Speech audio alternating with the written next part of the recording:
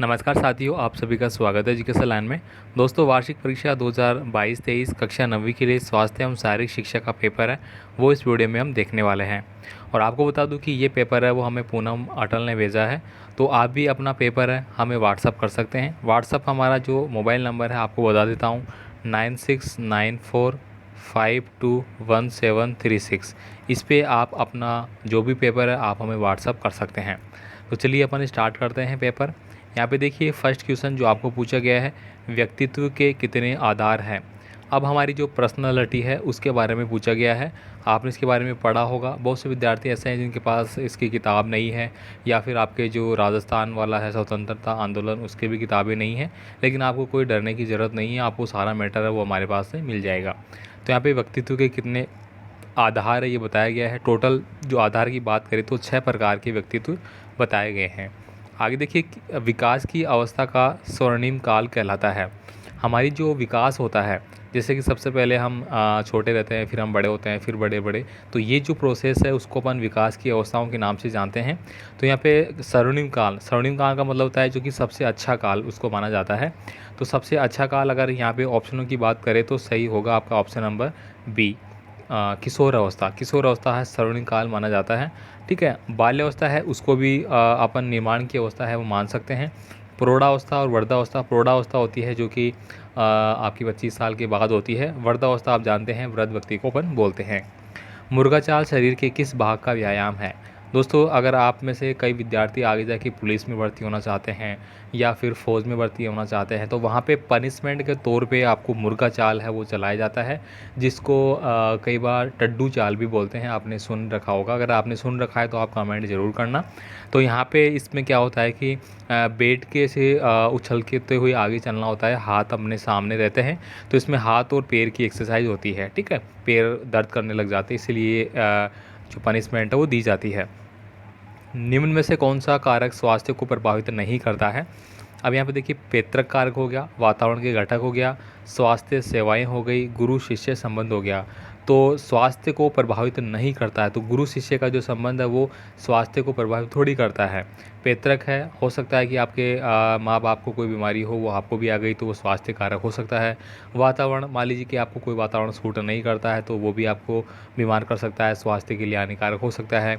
स्वास्थ्य सेवाएं भी हो सकती है कि आपने बुखार की दवा, उल्टी की दवाई ले ली, उल्टी की जगह बुखार की ले ली, सिर दर्द की जगह और कुछ ले लिया, तो ये आपके स्वास्थ्य को प्रभावित कर सकता है। लेकिन गुरु और शिष्य का जो संबंध है वो प्यार प्रेम का संबंध है, वो एक शिक्षा का संबंध है, इसलिए इसमें किस प्रकार का स्वास्थ्य हानि नहीं होती है। आगे देखिए, यहाँ पे निम्न में से जीवनदायिनी गैस कौन सी है। ये क्वेश्चन आपका मेरे ख्याल से दूसरा पेपर था एक, उसमें भी आया था, इसमें भी आ रखा है। तो वो आपकी ऑक्सीजन हो जाएगी, मतलब ऑक्सीजन से ही तो हमें जीवन मिलता है। निम्न में से कौन प्रोटीन के स्रोत है। तो यहाँ पे प्रोटीन के स्रोत की बात करें तो अंडे हो गया, दूध हो गया, लेबिया हो गया और चावल हो गए। तो प्रोटीन सबसे ज़्यादा किस में पाया जाता है। दूध में हमारा क्या पाया जाता है, कैल्शियम वगैरह पाए जाते हैं। चावल में आपके कार्बोहाइड्रेट वगैरह पाए जाते हैं। अंडों में सबसे ज़्यादा प्रोटीन होता है, तो ऑप्शन नंबर ये टिक करेंगे। रुधिर का थक्का बनने में कौन सा विटामिन है वो सहायक है। अब दोस्तों, हमारे कभी भी हमारे कट लग जाता है बॉडी से तो हमारा खून बहना शुरू हो जाता है। उस कंडीशन में हमारी बॉडी में क्या होता है कि एक विटामिन पाया जाता है जो क्या करता है, हमें रक्त का थक्का जमा देता है, जिससे कि हमारे बॉडी का जो ब्लड है वो बाहर निकलना बंद हो जाता है। वो होता है हमारा विटामिन के। ठीक है, क्या होता है, विटामिन के। आगे देखिए, एनीमिया रक्त अल्पता रोग किस लवण की कमी से होता है। तो एनीमिया रोग है दोस्तों वो जस्ता, लोहा या पोटेशियम किसकी कमी से होता है। तो ये आपको बताना है, ये आपका होता है। 4 ऑप्शन आपको दिए गए हैं, तो आप फटाफट इसका आंसर मुझे कमेंट करेंगे। एक स्वस्थ व्यक्ति का तापमान कितना होता है। यहाँ पे फ़ारेनहाइट में पूछा गया है, तो फ़ारेनहाइट में दोस्तों 98.4 फ़ारेनहाइट के आसपास होता है। तो ये आपका सही आंसर रहेगा। भारत का राष्ट्रीय खेल कौन सा है। अब राष्ट्रीय खेल तो आप जानते हैं हॉकी है, और मेजर ध्यानचंद जो इसके खिलाड़ी थे काफ़ी फेमस थे, उन्हीं के नाम से ये स्टार्ट किया गया है, उन्हीं के आधार पे ये हमारा रखा गया है। नेक्स्ट देखिए, आपको जो फिल इन द ब्लैंक है वो कंप्लीट करने हैं।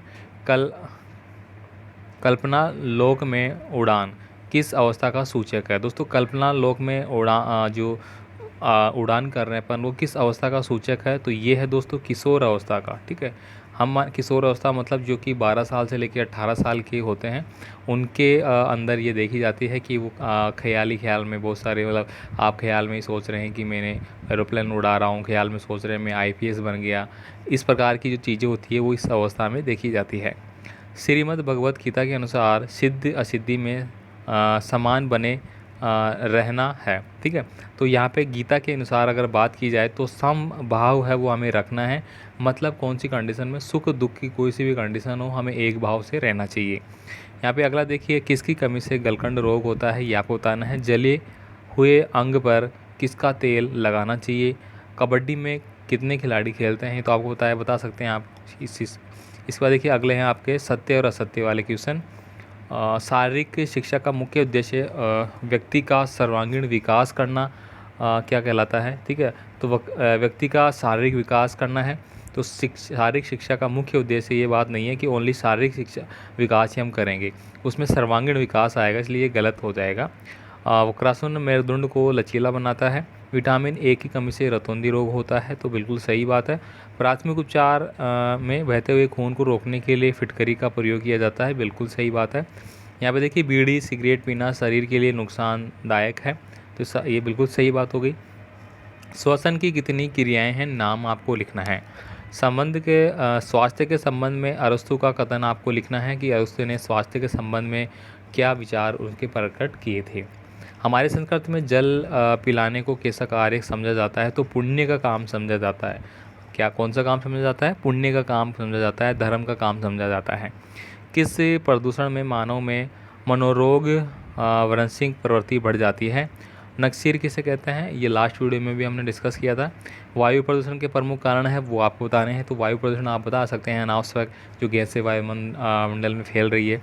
पोषक तत्वों का महत्व आप बता सकते हैं। मौत जाने पर अपनाई जाने वाली प्राथमिक चिकित्सा बता सकते हैं। दौड़ में बरते जाने वाली सावधानियाँ, निम्न में से किन्हीं दो को आपको समझाना है। भाला फेंकना, हैमर फेंकना, चक्का फेंकना।